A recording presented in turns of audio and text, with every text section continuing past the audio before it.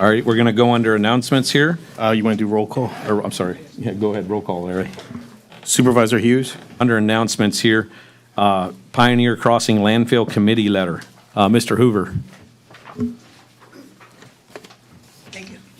Thank you. I take this as a privilege, serving on the committee down there at the landfill, given the opportunity to present to the police department a check for $25,000. I have a letter here. I only have one copy, so if the board wants a copy, you can give Mr. Hughes a copy. It's addressed to the committee, not the township. Matt Harley, Chief of Police, Exeter Township. Our family is pleased to provide the $25,000 donation for hardworking people of the Exeter Township Police Department to be used as you see fit for safety equipment. This donation is made in the honor for the service provided to our local facility, Pioneer Crossing Landfill, by myself as chairman of the local advisory board. On behalf of the board, I say thank you.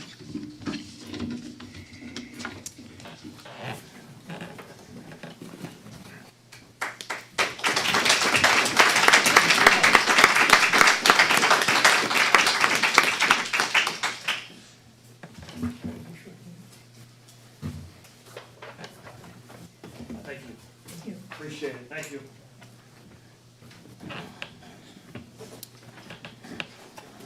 All right, thanks, Mr. Hoover. We'll move on to public. Yes, we're looking review and possible action here on the recycling bids. I guess, can you give us some background on that, Larry? Yes, so we did have the bid for the processing for the recycling due Friday at noon, and plus we did an opening. So we did have two companies pick up a packet, but only one company returned the packet, and that was JP Mascaro for Total Recycle. Who was the second company? Waste. It was Republic Services. Okay. Because I talked to another company, if they would have known about it, they would have presented a bid, which we could talk about later.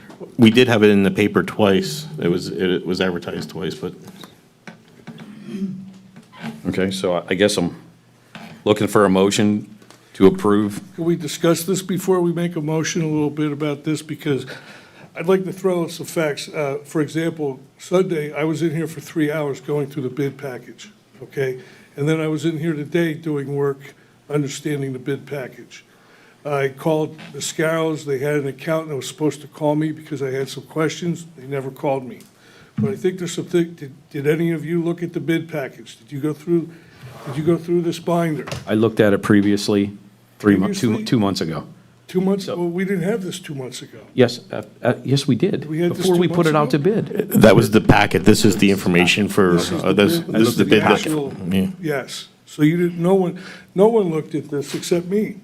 So I'd like to make a couple comments, and then I know you're gonna probably barrel through this and do what you want to do, but the thing is that if you understand how this operates, their numbers for 5 years, first of all, I think 5 years is too long. So their fixed costs that they're gonna charge us for the next 5 years has to have multipliers in it, because they're not gonna give us a number that's gonna hurt them 3 or 4 years down the road, okay?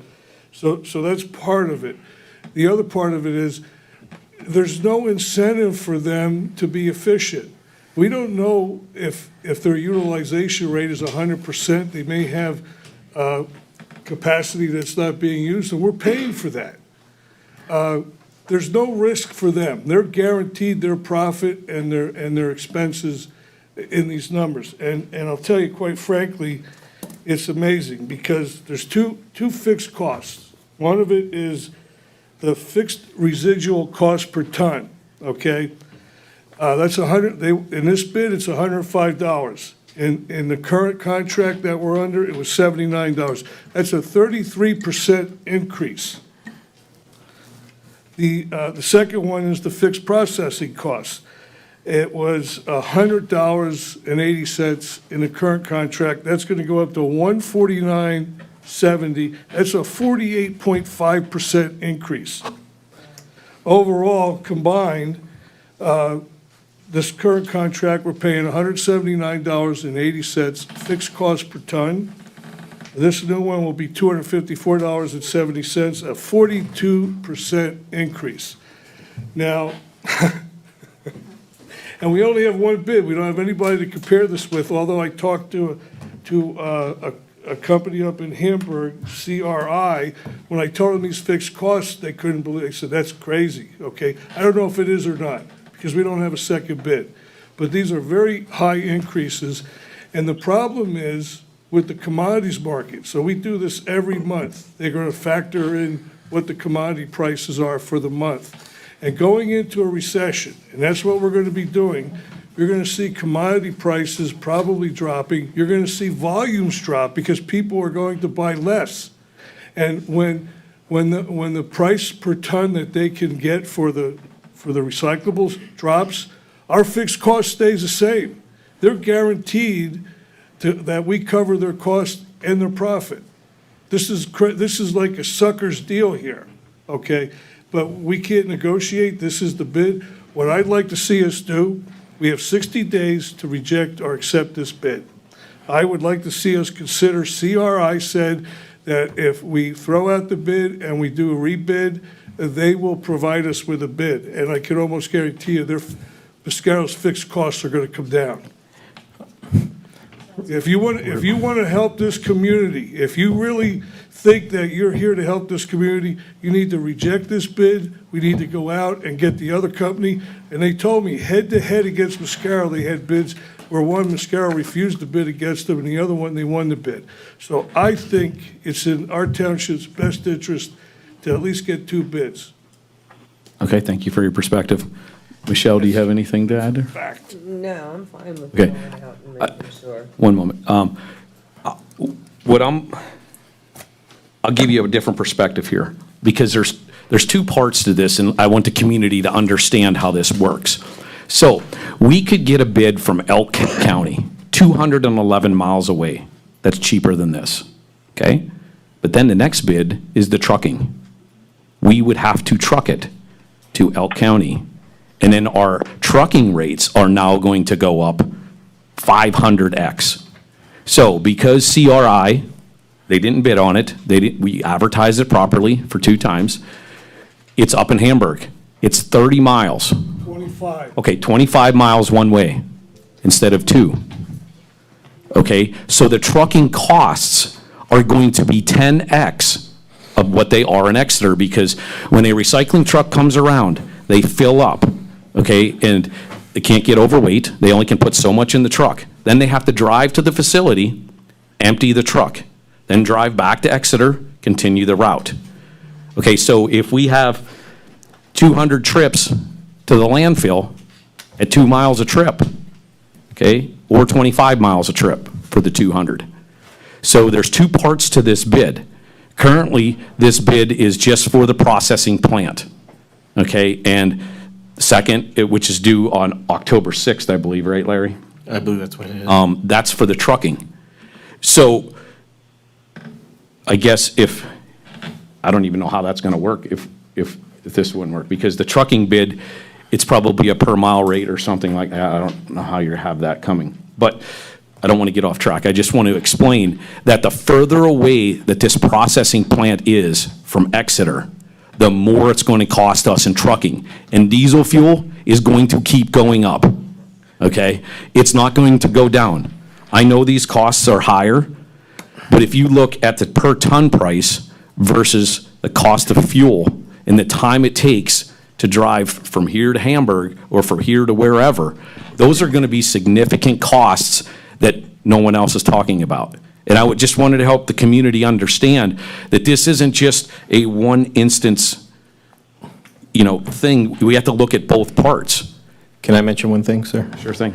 The other thing we have to look at now, too, no offense, Mr. Hughes, but we just announced their numbers, so, in a public meeting right now.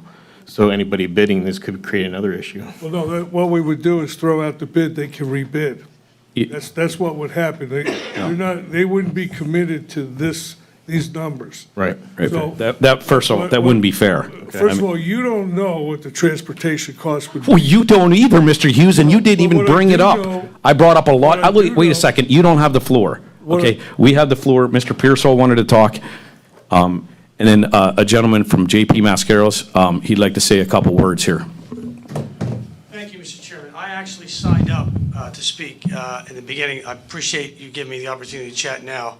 Al DeGennaro. I'm Deputy General Counsel for JP Mascaro and Sons and related entities. And one of my jobs, although I'm a lawyer, one of my jobs, I'm more involved in businesses to work on the bids. So I'm intimately familiar with this bid. I oversaw and prepared our bid. And I can tell you just as a background, talk is cheap. I've been involved in hundreds and hundreds of bids.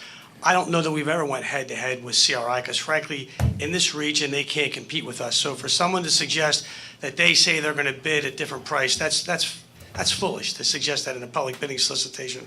Your solicitor will tell you you're required to advertise it twice in a public newspaper. If they wanted to bid, they could have bid on this. I can tell you why they didn't bid on this, because they can't beat our network here. With regard to this solicitation, your specs are very detailed. It's not a sucker's price. There's two components to this bid. First of all, if you look at our bid price, the way it's set up, we have no saying in what the commodity price is. And to be fair, every municipality and every solicitation we've been involved with uses the same commodity price, because it's just like a stock market. Every month, depending upon the supply and demand, the cardboard may go up or down, the plastics may go up or down. So there's a set formula that your bid price establishes, which is consistent probably with 20 or 30 that I've seen. And that's number one. And number two, if you look at our bid, sure, we have fixed cost. You have to bid this with fixed cost. How else can you determine how you're going to approach it? So we have fixed costs, but what we also have in your bid solicitation allows is to allow us to give a percentage of the revenue, if there's revenue or profit, from the value of the recyclables. Why have they gone up now versus 5 years ago? I don't want to insult this board's intelligence. You saw what's happened in the pandemic. You saw what's happened in the supply chain. I could go on and on about the increases. Interest rates have gone up. Our labor has gone up. Our parts have gone up. So for anyone to suggest that there wouldn't be an increase 3 or 5 years ago versus now, but the most important thing is the way we've laid our solicitation out, or the way your solicitation is laid out, is when there becomes a value, a positive value to the commodities, we give you 100% of that value. So right now, since 2019, the last time your bid went off, things have changed in China. That was the big user of recyclable materials. They've used the excuse that they're not taking recyclables because they're not as virgin as they should be. But we in the industry think the real reason, and you're starting to see it, is their economy is suffering. They don't have a demand for it. And what's happened, and besides the things I've told you about that's affected the price, what's happened is right now the supply is greater than demand, because with the pandemic, people are at home. People are recycling now more than they were of 2019. You certainly don't want to go backward and discourage your community from recycling. And honestly, I take pride in the fact that I've been with this company for 32 years. We have a $20 million plant that's your neighbor right down the street. There's no one that can compete with our infrastructure. That plant was strategically built so that the recyclables that are good get shipped out and beneficially reused. The recyclables that are contaminated, or the residue, we don't have to truck them a long way. We take them about 300 to 500 yards down the road, and that gives us an advantage. No one in this area, Waste Management, a $15 billion company, did they bid on this contract? No. Republic took the bid solicitation. They're a $13 or $12 billion company. Did they bid on this contract? No. We don't compete with those companies nationwide, but I can assure you that in this area, we have the most effective and strongest and viable infrastructure, and they can't compete with us. And I also would let you know, respectfully, that in the last 18 months, if I've gone to 30 meetings where we were awarded the bid, you know how many times there was one bid? More than 50%, because this is a very challenging time in our industry to provide these services, and many of the companies, public as well as private, aren't geared up to handle what's going on right now in the industry. And we have the unique advantage, because of our infrastructure here, that we can handle this. This is not a sucker's bid. This is a competitive bid. I could show you information to show that in collection and transportation and other recycling, Wyomissing's bid went up 100%. Now, that's a collection and transportation, but this shows you what's happened. Nothing is anywhere near what it was 5 years ago, and how could it be with the economy? And the last point I want to make is, with respect to these increases, our industry has been uniquely affected. When you read about the 8 to 10% interest, well, there's not 8 to 10% interest in the waste industry. The equipment has gone up 20 to 25%. We've had to give 3 wage increases in an 18 to 24 month period to get people to come to work. So I can take pride in the fact to tell you that this is the most cost-effective and beneficial bid you would receive. And it really would be disadvantageous to throw this bid out because no one else bid on it.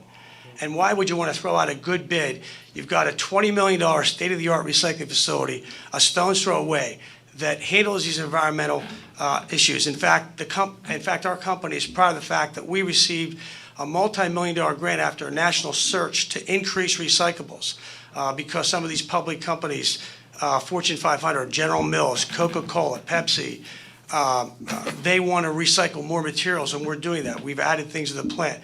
So, we're a good neighbor, and I think it would be disingenuous to suggest that you should throw these bids out, because I don't know what you do. You have a hauling contract coming up, and you are correct that the biggest component of your hauling contract is where you're going to take it.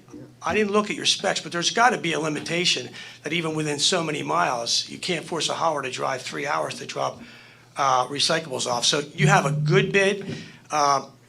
Insurance, if you went and looked at our facility and saw what we have, and you went and looked at CRI, since that was brought up, it's like a Pinto and a Rolls Royce. It's an unbelievable difference in the facility. There's no comparison to what we offer this community with respect to what CRI. And the costs have gone up because these properties are difficult to insure, and I could go on and on. I'd be happy to answer any questions, but your bid solicitation that was put out by Mr. Pearsall and your pricing sheet, it's consistent with the last 10 or 12 I've seen on recycling. It's the only way you can do it, because the only way to make it fair to the community is to say, when the recyclable market changes, and it's not going to change in the next couple of years. You saw in 2019, you had the foresight to go for 4 years. It would be foolish to not lock in for the full term, because nothing's going down, and it's a fixed price. You can see what it is for 5 years. And I'd be happy to answer any questions, but clearly this is a responsible bid, and I think you should take action on it. Okay, thank you for your insight. Thank you. Well, I'm going to make a motion that we accept the bid from JP Mascaro. Do I have a second? I'll second it. All right, any other discussion? Hearing none, all those in favor say aye. Aye. Those opposed? No. 3-1 vote.